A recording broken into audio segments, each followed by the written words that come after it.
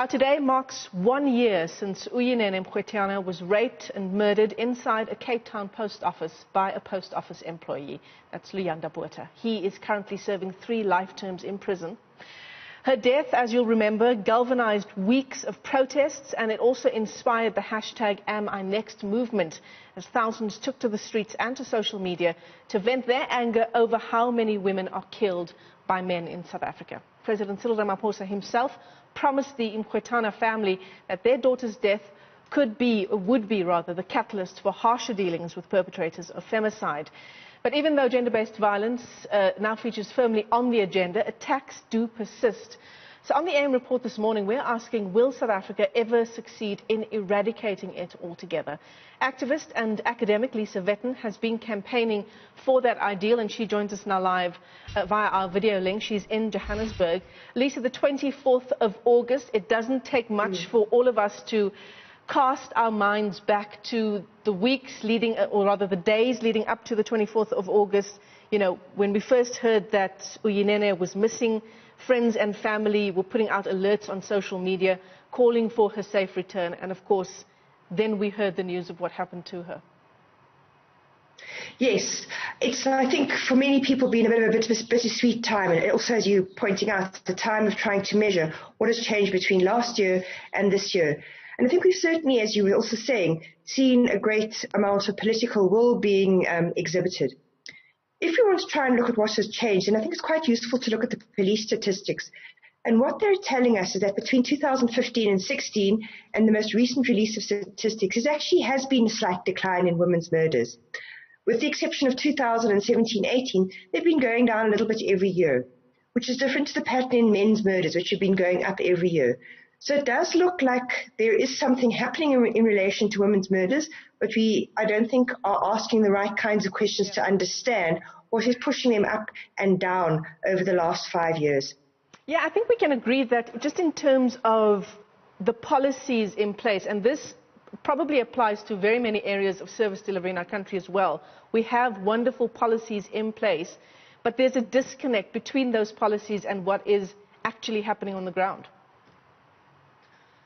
To be honest, I don't think we actually really do know what's going on the ground. And I think we often make policy choices that are not the most effective. So, for instance, the idea that harsh punishment is going to deter those who kill their female partners or who kill women who they don't know. There's no evidence to support that. In fact, if you look at the single biggest decline that happened in the murder of women in South Africa was between 1999 and 2009, when it more than halved. Since then and now, it's more or less stayed the same. We've had very harsh sentencing in place throughout that time. It has no effect whatsoever. We would be doing a much bigger favor to women if we were to try and pay attention to protection orders and the way the police fail to enforce them. We've seen from research that about 5% of women who are killed by their partners die even though they have protection orders in place. We need to be understanding what's happening in those particular murders to see if we can try and prevent them. Because those women who've come forward and said, I need help, I need protection, and yet that's failing. I think we need to do far more things than simply rely on harsh sentencing. So it's not only looking at things like protection orders, it's looking at, for instance, those women who could have been saved but don't because they don't get to health care in time. What do we do about emergency health care for women in rural areas and informal settlements, for instance? That too might bring down the number. What do we do about firearms control? We can see that when we introduced the Firearms Control Act, that had a definite impact on the number of women who were dying. So what we ought to be doing is trying to understand what's the different circumstances under which women are dying? What is it that we can do to intervene to change some of them? And I think if we did a spread of things, rather than putting all our eggs into the very harsh sentencing basket, we'd have a much greater impact than we are currently having at the moment. Lisa, if you take a closer look to that period between 1999 and 2009, where you say murders of women more than half during that period, are these some of the issues that you can trace it back to, the enforcement of protection orders, the Firearms Act, and so on? There's definitely a role being played there. You can see that it's, especially in relation to women being killed by firearms, those numbers jump dramatically from something like 7 in every 100,000 women to about 2 in every 100,000 women. So there was a clear impact there. Where we've not had much of an effect is, I think, in the rape murders. So I think we need to understand why is it that we've not had much of an effect in about 20 years in bringing down rape homicide. That's a very clear set of questions that we do need to be asking. So I think we should be paying much more attention to research in trying to understand, because it's quite clear that we can bring down these homicides and have in the past. So I think we need to be paying much more attention to questions of understanding what was it that we did then that we are not doing now. What is it that is changing? Yeah. And are we doing that as government, as the department, a whole department that is tasked with the issues that affect women? Do we pay enough attention in our policies to research? No, not at all. I mean, the very fact that the knee-jerk reaction has been to introduce heavy sentencing shows that we are not paying attention to research at all. We are not trying to understand the dynamics and patterns that underpin something like homicide. Yeah.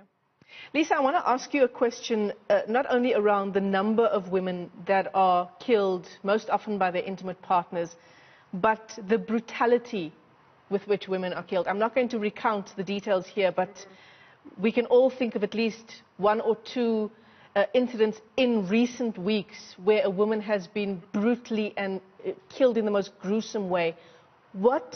How do we explain that kind of brutality? Very brutal murders are not new. If I look back at the 1990s when we looked at a decade of murders, brutality is a hallmark of these. Brutality you find very specifically and most often in the rape murder homicides, and certainly in a portion of some of the intimate partner femicides. What brutality tells you is often can be two different things. One is it can be an index of the amount of rage and hatred that is going with the murder.